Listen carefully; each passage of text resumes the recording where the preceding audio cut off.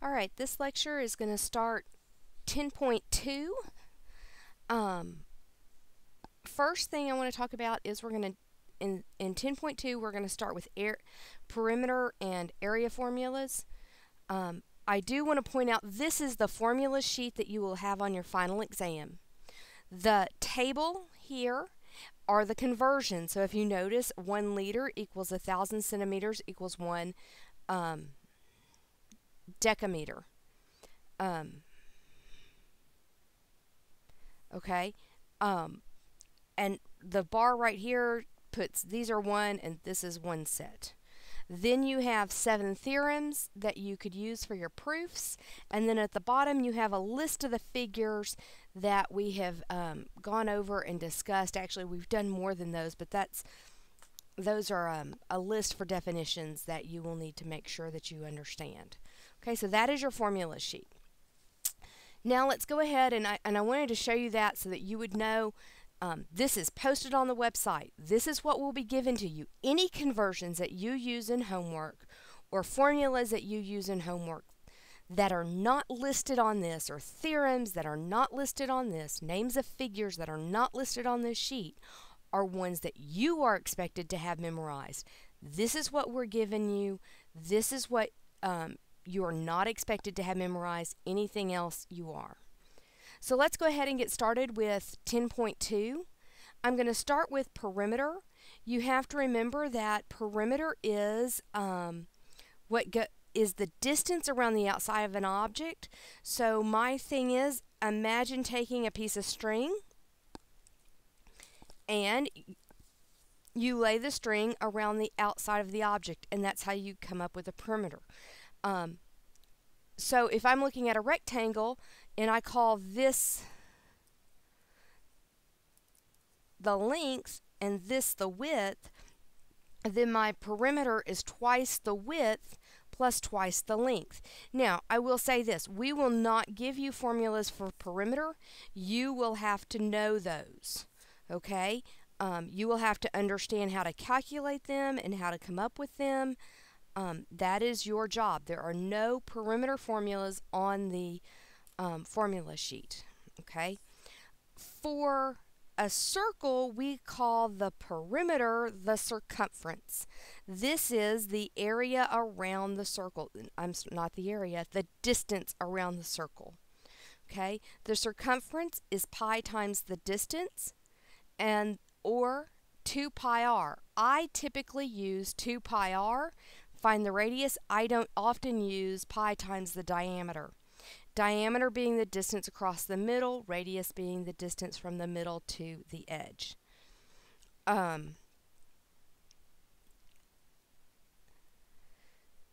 Again, those are ones you'll have to know. Next, area. Area deals with how much it takes to cover an object. So if I want to cover this rectangle, it's how much would it take to cover this object, how much material or whatnot. Okay. Height is the perpendicular line measured from the vertex to the base. So if I look at the height, if this is a right triangle, it's here. It's perpendicular, so that means that when it hits the base, it forms a 90-degree angle. Now, this is an obtuse triangle. This is the height. Another way to look at this, we usually are looking at the height as inside the triangle, right? That's when we refer to triangles, that's what we're looking at. If by chance this was upside down, I could call this my base and this my height.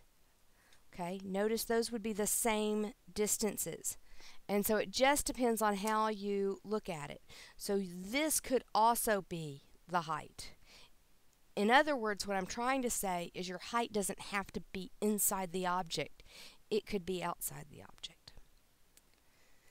Now, we're going to get into how to find the area of different polygons, of different, actually most of them are quadrilaterals, rectangles, triangles, I guess the triangles aren't quadrilaterals; they're triangles, but they're all polygons.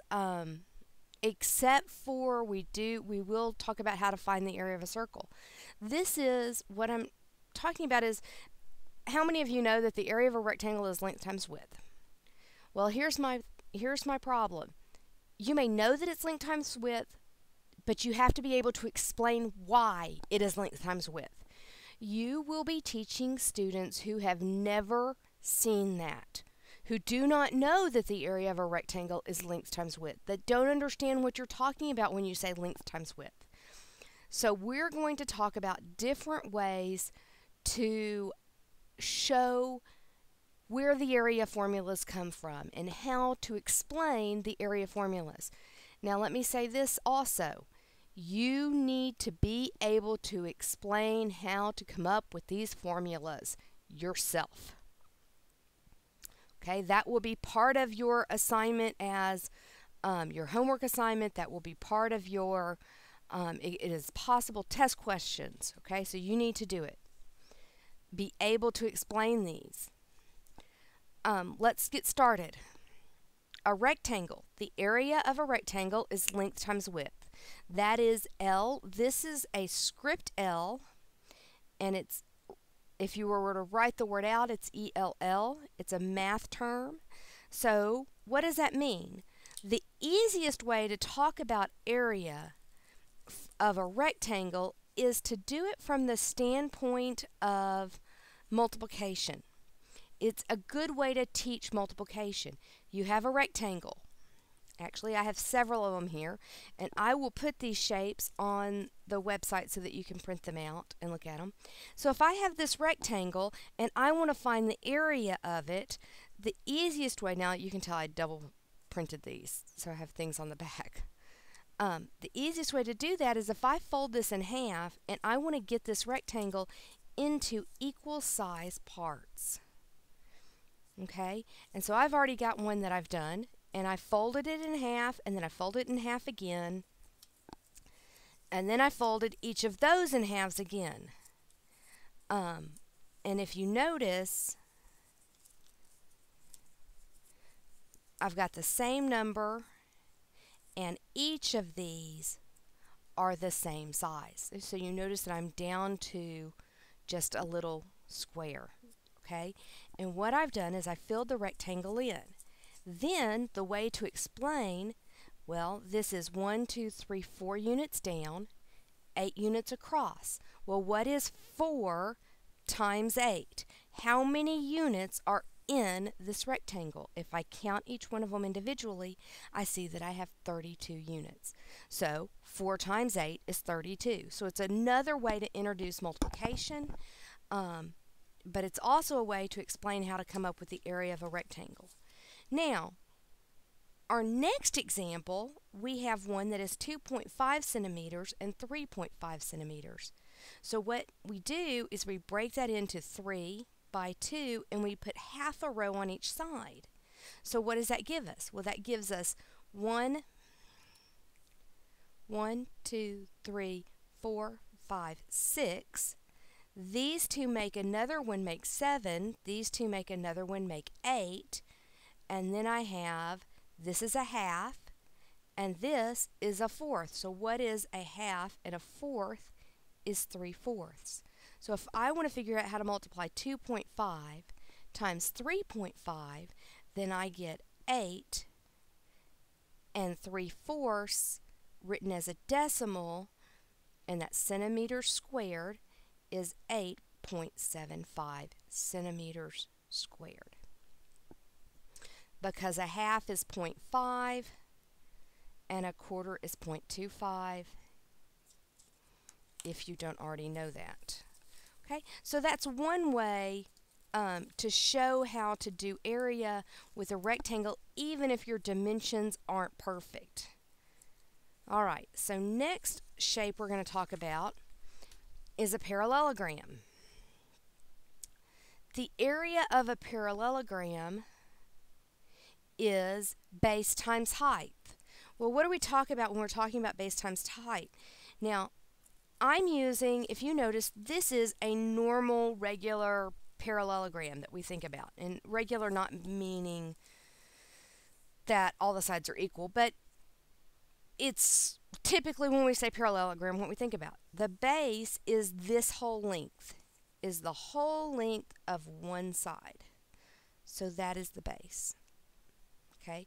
Our height is the perpendicular, and I wrote a B, is the perpendicular height, the same way that we do in a triangle. So, well, why do we not have,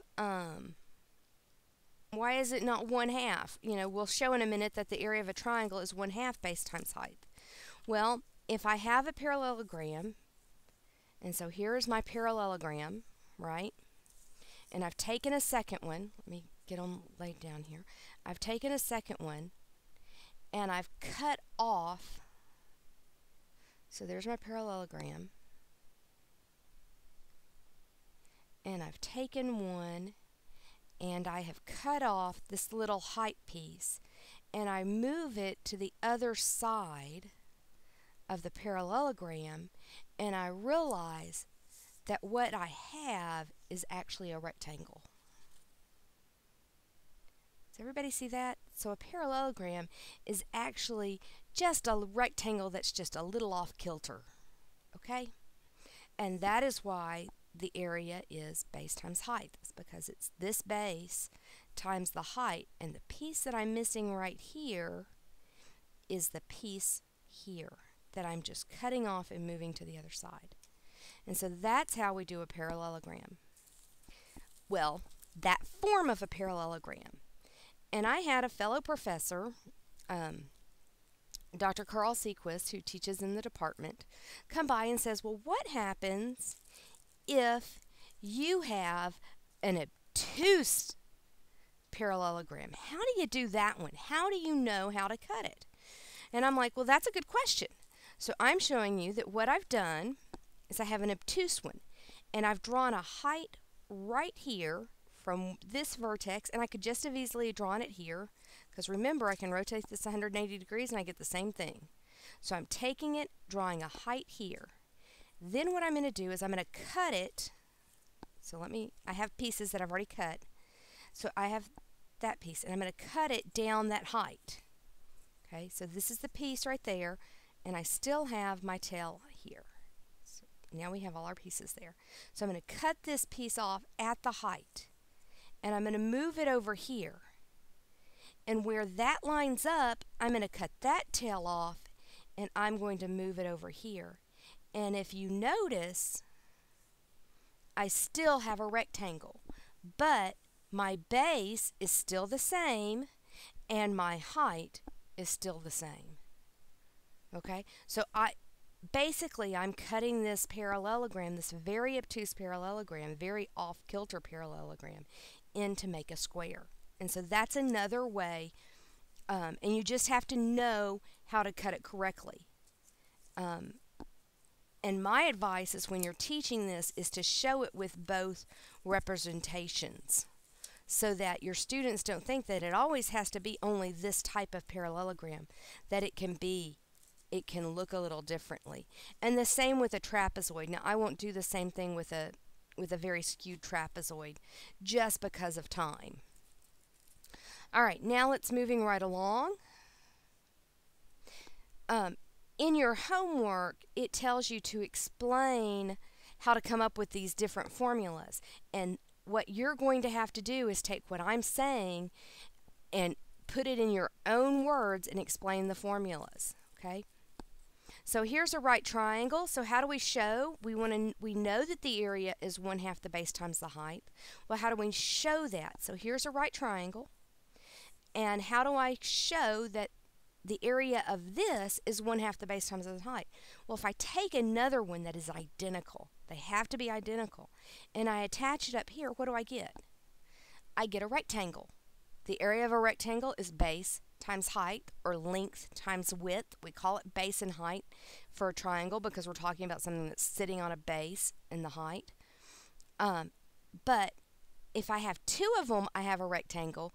But if I only have one, that is why the area is 1/2 the base times the height. Okay, next we're going to talk about an isosceles triangle and how this works with an isosceles triangle. So if I have an isosceles triangle, and this may actually be equilateral, but at least isosceles, I'm going to drop a height into it. I'm going to take another one that is identical, that has that height dropped into it. I'm going to cut it on the height.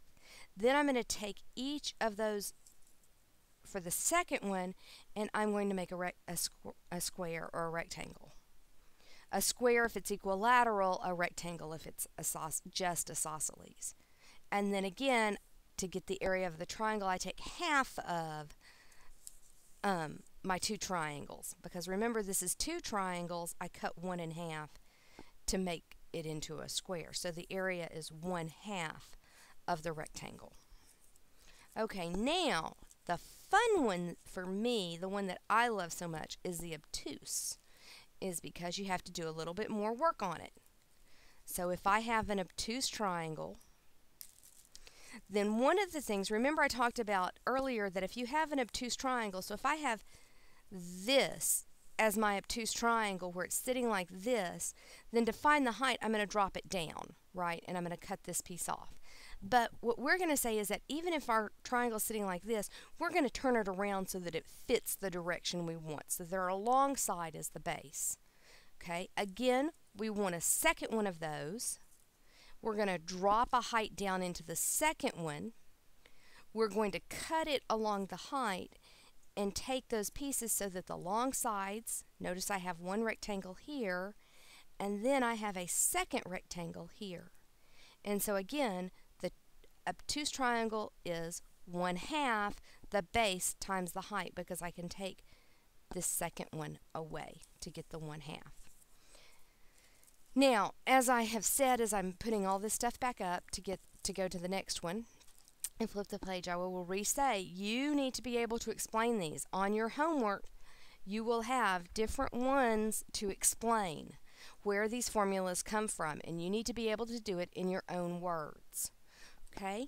The next figure we're going to talk about is a trapezoid, and we want the trapezoid to be 1/2 the base times the height. Okay, and now I'm going to, for the trapezoid, you have to do a little bit of algebra to make it work.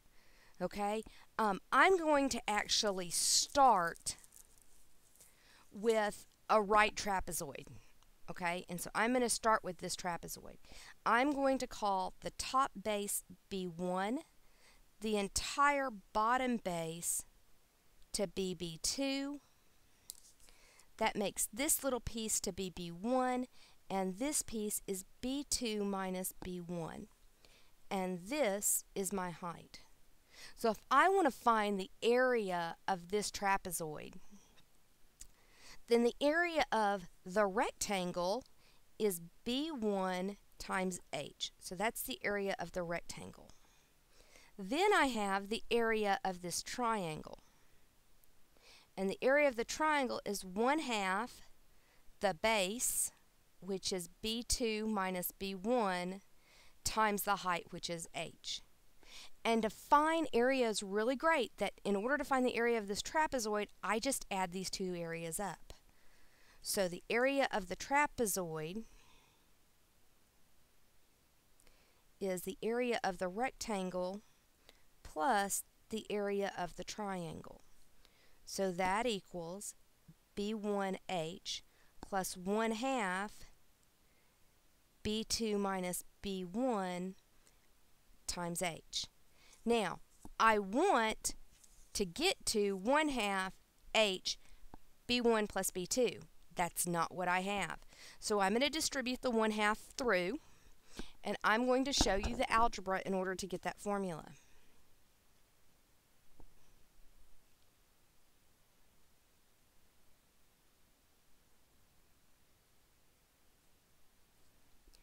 HB1, so I distributed this through and the H through. I distributed both at the same time.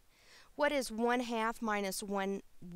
Remember, this is 1 whole minus 1/2 is 1/2 H B1 plus 1/2 h B2.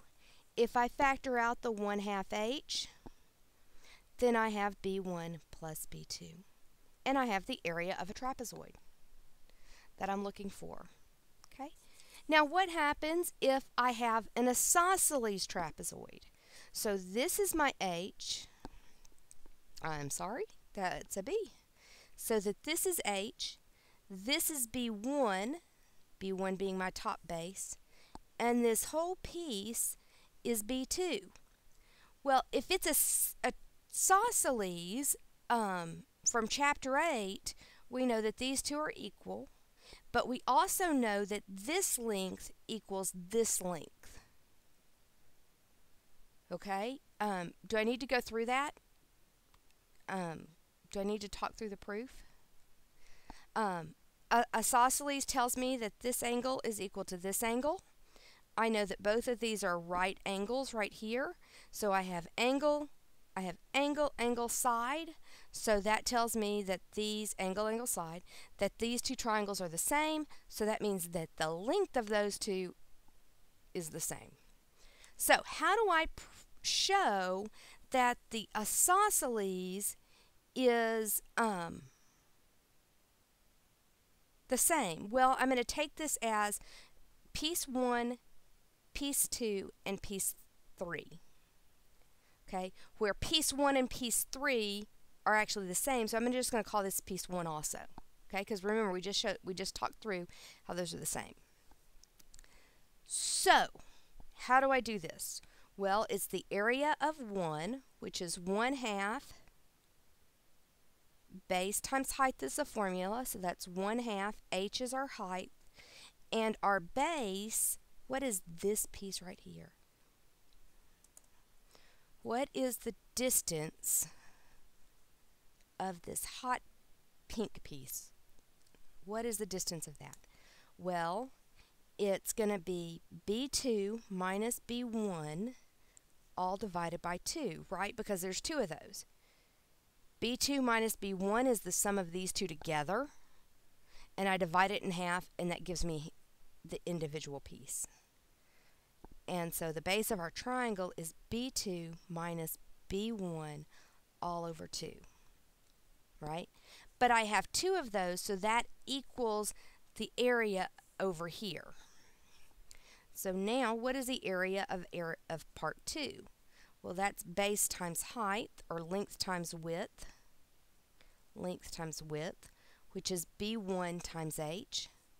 So then what I'm going to have is I'm going to have the area of the trapezoid is 2 times the area of 1 plus area of 2, which is 2 times 1/2 H times B2 minus B1 over 2 plus B1H. Okay, now I need to do the math. So my area is, this goes with that, and I'm left with, I'm going to break this into individual pieces, and I'm going to distribute the H.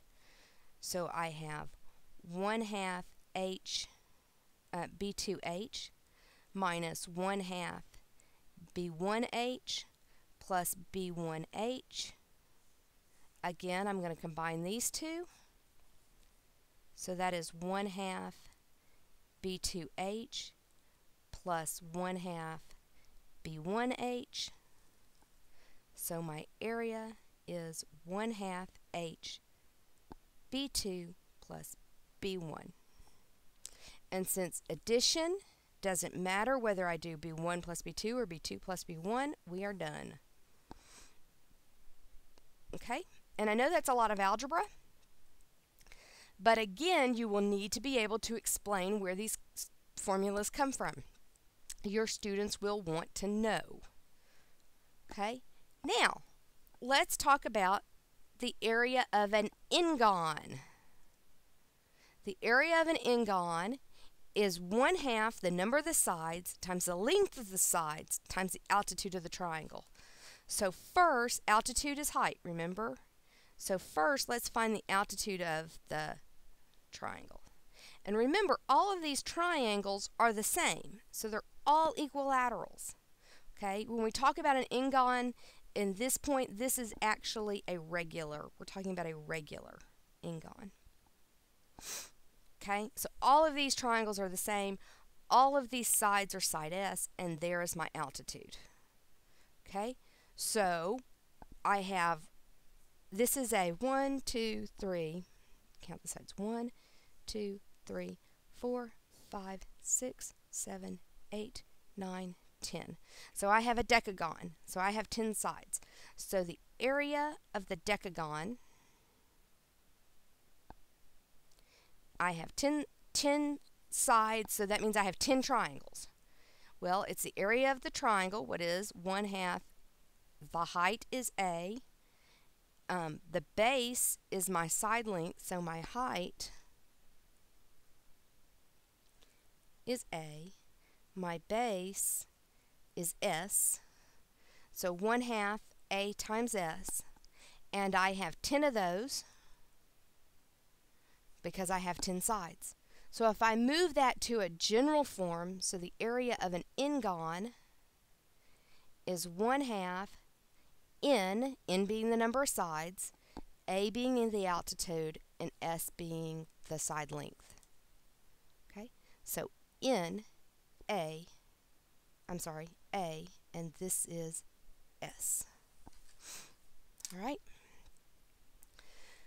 Now, next. Okay, everybody good? Everybody okay? All right, we're going to keep going. Next, we're going to talk about the Pythagorean theorem. Now, you will find, if you have not already realized, that there are some things that I am very, very, very particular about. And this is going to be one of them. If you tell me that the Pythagorean theorem is a squared plus b squared equals c squared, I will say no, it's not. The Pythagorean theorem for any right triangle is the sum of the squares of the length of two sides has to equal the square of the hypotenuse. So I could very easily tell you, I could very easily give you this right triangle.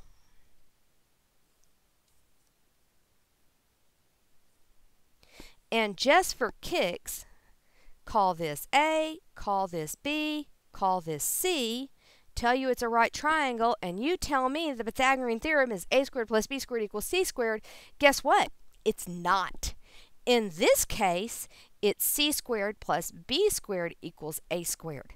So you have to make sure that you say it as the sum of the squares of the length of two sides is equal to the square of the hypotenuse. Or if you say this, then you have to give me the picture. Okay? So if I say state the Pythagorean theorem, that's what you have to do in order to get credit for it. Okay? Now, just in case you are wondering, I'm flipping through my pages so that I can get to the right page in the notes that are already worked out. Okay, let's justify the Pythagorean, prove the Pythagorean theorem. Does anybody in here know who James Garfield is? Anybody? Anybody yelling out, hey, I know.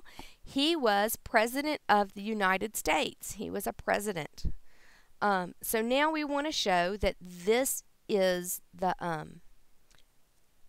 we want to prove the Pythagorean theorem. Now notice this is a trapezoid, right? I have A and B are parallel. It's a right trapezoid. I'm going to break this up into region 1 and region 2.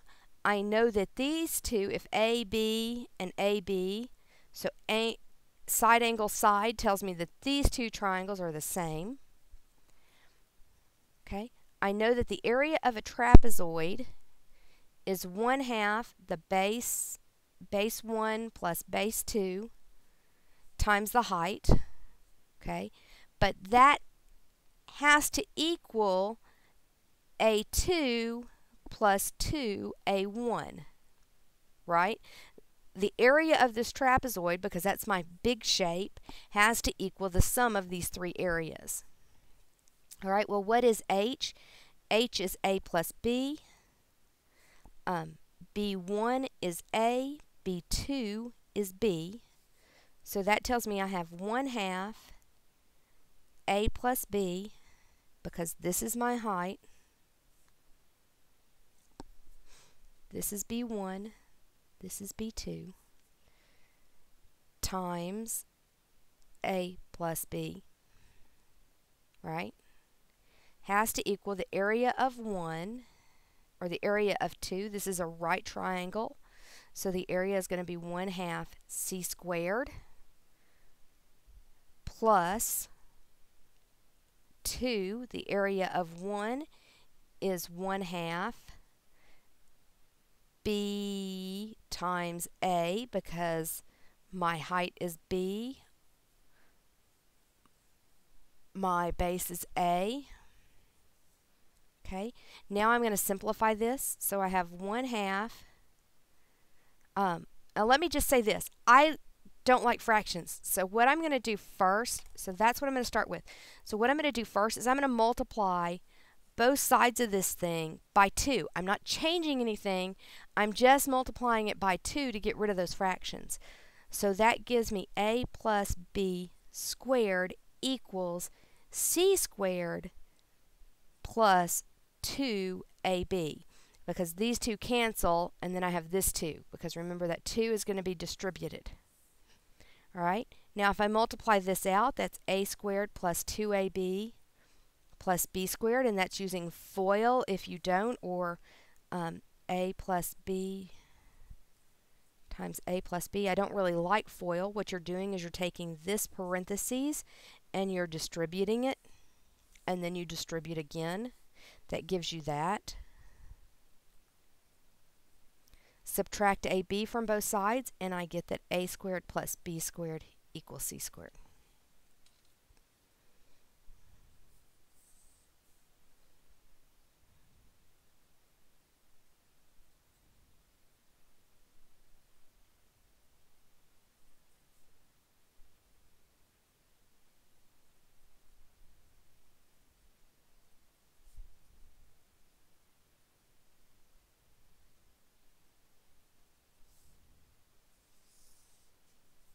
Okay, so there I've worked out that little algebra there. All right, now let's look at, this was Pythagorean's proof, and what you do is you have a square and then you have a square inside. So the outside area, which is this big square, so we have the area of the outside, I can't write, equals a plus b squared, because it's a square, a plus b, and that has to equal the area of the inside. So the area of the outside has to equal the area of the inside. And I'm going to find each of those areas separately. And then put them together. The area of the inside, I have 4 triangles that are all the same, 1, 2, and 3, and 4. And so the area of the inside is 4 times the area of shape 1 plus the inside square, and let's call that shape 2.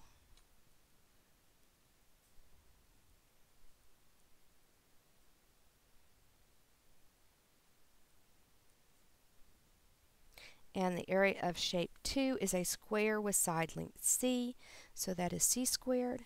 So this area is 2ab plus c squared. And I know that the outside has to equal the inside, so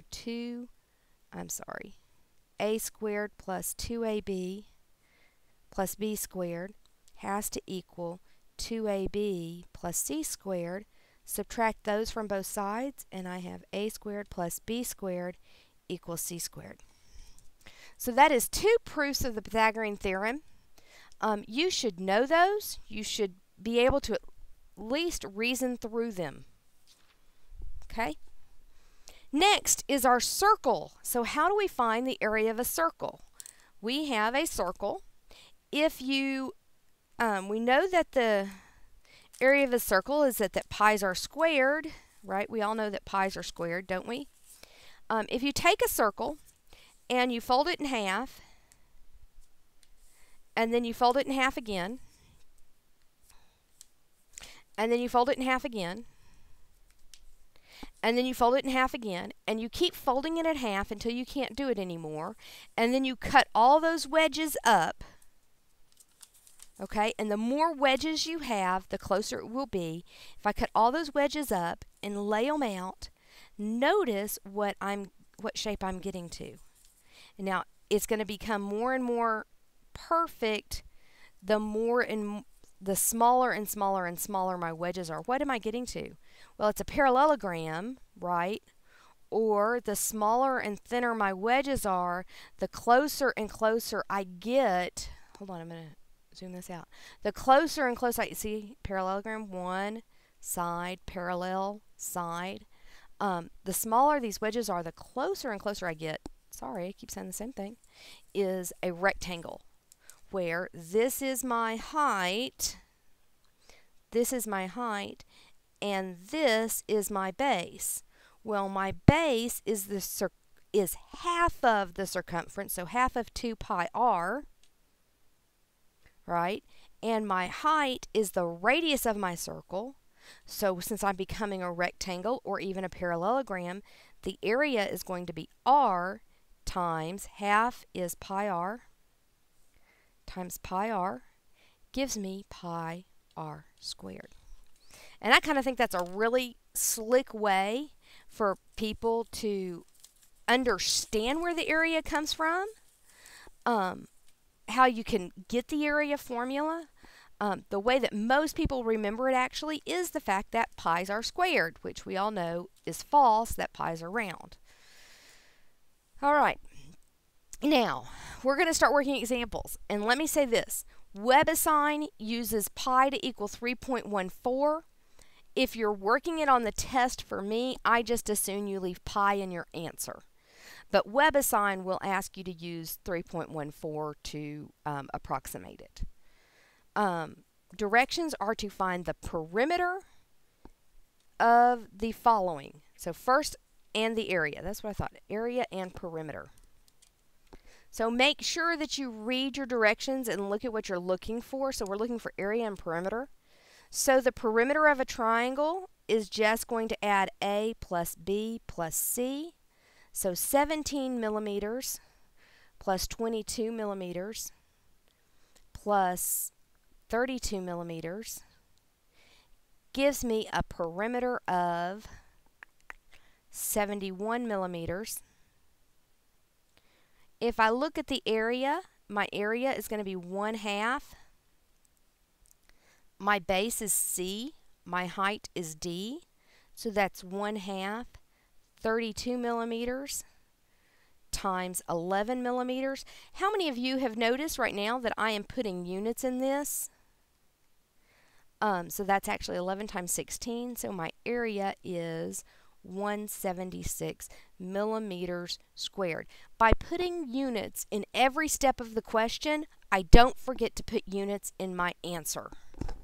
Okay, so that's my hint. Put units in every step of the question.